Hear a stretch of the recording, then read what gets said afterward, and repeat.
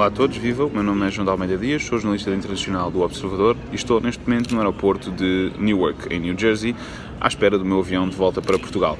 É o final de 17 dias nos Estados Unidos a fazer a cobertura das eleições e do pós-eleições, primeiro com o João Porfírio e agora neste último dia, como já perceberam e perceberão mais à frente, sozinho.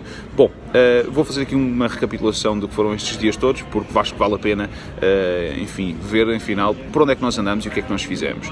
Ora, no nosso primeiro dia de reportagem, 24 de outubro, já lá vai muito tempo, fizemos uma reportagem sobre a Covid-19 em Nova Iorque, cidade que sofreu muito com a pandemia, agora nem tanto, mas ficam os traumas. Depois fomos à Trump Tower, conhecemos duas pessoas em frente à torre, uma que faz fortuna a mascarar-se do presidente, Donald Trump, e a tirar fotografias com turistas, e o outro que também faz bom dinheiro a vender artigos contra o presidente. Foi bastante divertido. Divertido também foi ir à rádio conservadora WABC em Nova Iorque, onde acompanhámos um programa da madrugada neste oásis liberal. Portanto, uma rádio conservadora no meio desta cidade muito liberal só pode ser interessante, e a reportagem acho que ficou mesmo muito interessante. Obrigado ao Frank Moreno por nos ter recebido.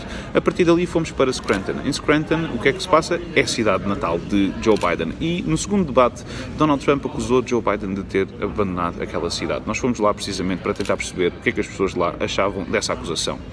Depois fomos para Filadélfia. Em Filadélfia conhecemos um cacique local do Partido Democrata chamado Anton Moore, que tinha uma estratégia bastante inovadora para conquistar votos dentro da comunidade afro-americana. Primeiro, punha música alta em frente à sua casa. Assim, as pessoas ouviam música e juntavam-se. Depois, tinha lá pizza. Portanto, quem quisesse comia qualquer coisa. E depois o terceiro passo era estender-lhes um formulário para votarem, ou antecipadamente ou por correio. Acho que resultou, pelo menos olhando pelos resultados, em Filadélfia. A partir dali fomos para a Virgínia Ocidental, mais especificamente para Clarksburg, para escrever sobre a epidemia dos opioides. A Virgínia Ocidental é o estado que tem mais mortes por overdose e em Clarksburg há um grande problema em relação a isso, mas também há uma missão gerida por um médico que já foi toxicodependente e que hoje ajuda as pessoas a vencerem o vício tal como ele fez. É uma história, portanto, com bastantes zonas negras, mas também com algumas faixas de luz e de esperança. A partir dali fomos para Youngstown, no Ohio, uma cidade onde desapareceu uma fábrica da General Motors. Falámos com dois ex-empregados e que neste momento têm a vida de pantanas porque a fábrica desapareceu, ao contrário daquilo que Donald Trump muitas vezes prometeu aos trabalhadores da Rust Belt dos Estados Unidos. Depois fomos para um comício de Donald Trump em Butler, na Pensilvânia. Foi um dos maiores comícios desta campanha e foi uma experiência interessantíssima. Recomendo a leitura do artigo onde contámos a história de dois irmãos que foram a este comício e que por ali acompanharam e foram falando com toda a gente, mesmo quando Donald Trump ia falando. Depois, a partir dali fomos para um comício bem diferente, o comício de Joe Biden em Filadélfia. Joe Biden não juntou multidões nos seus comícios, fazia comícios drive-in.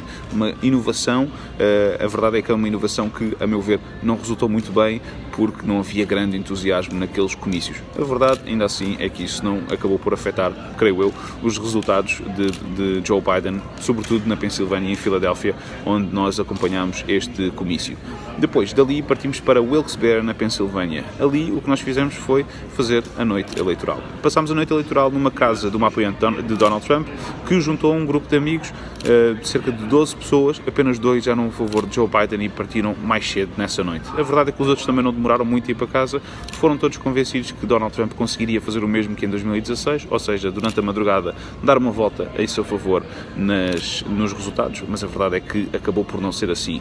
No dia a seguir, as pessoas já estavam a achar que havia fraude eleitoral, pelo menos as pessoas do lado de Donald Trump, e foi precisamente sobre isso que nós fomos escrever. Encontramos uma pessoa que estava à beira da estrada com um cartaz a dizer cheira-me a fraude eleitoral. Foi uma reportagem interessante, onde algumas pessoas até me chegaram a dizer que estavam preparadas para pegar em armas. Ora, a seguir aí fomos para Filadélfia. Em Filadélfia estava a haver uma contagem de votos no Pennsylvania Convention Center, uma contagem de votos bastante controversa, sobretudo aos olhos dos republicanos, e ali juntaram-se duas manifestações manifestações, uma manifestação pró-Biden e uma manifestação pró-Donald Trump. Entre as duas manifestações havia uma vedação e o que nós fizemos foi ouvir as discussões de um lado e do outro e perceber então o que é que uma América diz à outra. Foi uma reportagem interessante e nós transcrevemos essas discussões tão bem quanto pudemos.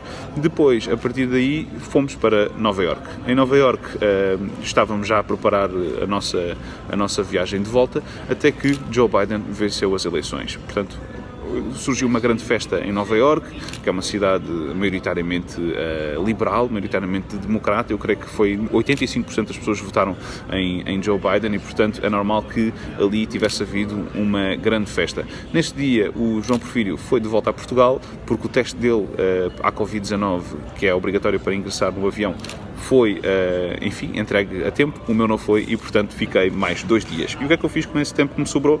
Fiz uma reportagem sobre os millennials. Os millennials, que são provavelmente o grupo que menos votou em Donald Trump e mais votou em Joe Biden, e que em Nova Iorque são uma parte importante da cidade. E então fui tentar perceber, afinal, onde é que esta geração, que há 4 anos desfilou na Quinta Avenida dizendo que Donald Trump não era o seu presidente, fui então tentar perceber como é que estas pessoas estavam agora a festejar a derrota de Donald Trump e a vitória de Joe Biden. Para eles, uma coisa não leva à outra e isso é bastante interessante e oferece algumas pistas para o futuro.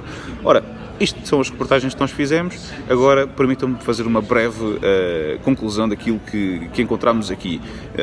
Eu acredito que os Estados Unidos hoje em dia são um país altamente mobilizado politicamente, por mais cansados que estejam, é um país altamente mobilizado.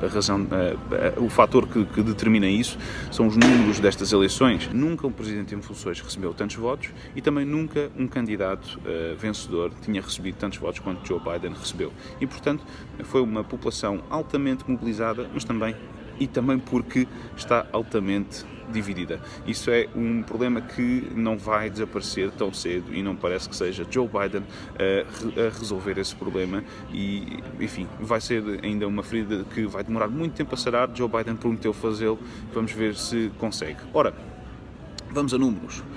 O que sobra daqui são 17 dias. Em 17 dias fizemos 12 especiais, fizemos vários diretos na Rádio Observador e 2 Café América, o programa de rádio documentário onde eu também participo, sempre a partir do nosso carro alugado.